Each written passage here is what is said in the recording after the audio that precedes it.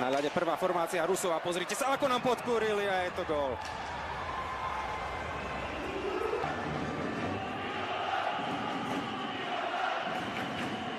Tak od Korčule to išlo na to. Gól bude pripísaný Čechovičovi.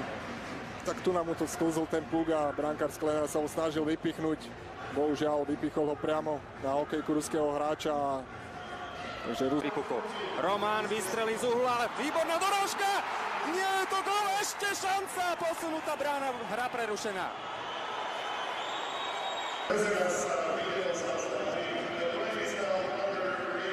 Sledujeme hlavného rozhodcu, ako bude ešte telefonovať, respektívne rozhodnúť pri tej predchádzajúcej príležitosti.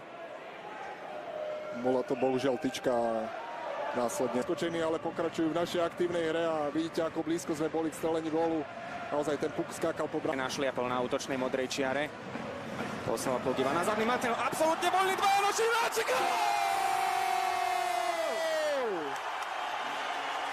Výbornú prácu odviedol Jozef Baláš. Pozrite sa, ako uchmatol puk dvojici Rusov a našiel dvoch Adamov. Ten bol absolútne bezmocný. Výborne to urobil ešte Adam Liška, ktorý nezareagoval zbrklo a našiel Ružičku.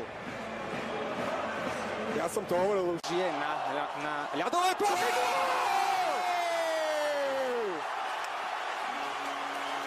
Chlapci neporbovú bránu a pozrite sa na tú prihrávku na prvú žrť. Áno, takže správne som to povedal. Adam Líška potiahol si to na vzdialenejšiu tyč, kde sa ruský brankár musel presunúť, musel ho rešpektovať a v zápäti to vrátil na bližšiu tyč. Tu na to môžeme vidieť, že ruský brankár mal hlavu otočenú na opačnú stranu, takže Ruský piskot, teraz to Rusi dobre zahrali. Škoda. Teraz to Rusi veľmi dobre. Pozrime sa na celú presilovkovú akciu. Asi pomedzi betónnym. Tá bola kľúčová tá prihrávka od Svedčeníkova, že išla z jednej a tým pádom brankár Sklenár mal veľmi málo času na... No toto bolo veľmi tesné. A Rusi... Tak podľa mňa to vyzerá aj na gól. Nebude sa telefonovať.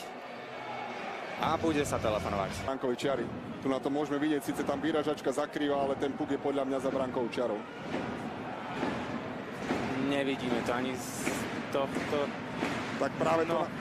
Možno to zachytil špičkou Korčule. Veľmi krušné chvíle pre slovenský tým. Juraj Sklenár v poslednej možnej chvíli priľahol, alebo pristúpil puk.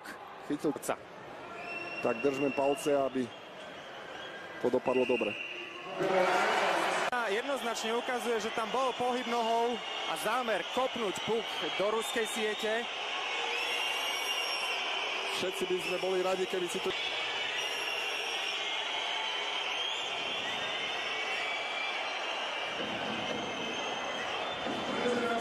Trpimír Piragič raz už ukázal gesto, ktoré sme veľmi túžobne očakávali. Teraz si pre zmenu želáme iné gesto. Nech namierí pravicu na stredový kruh. Pozrime sa na to z tohto uhla. A že by tam bol zámer? Ja si myslím, že tam...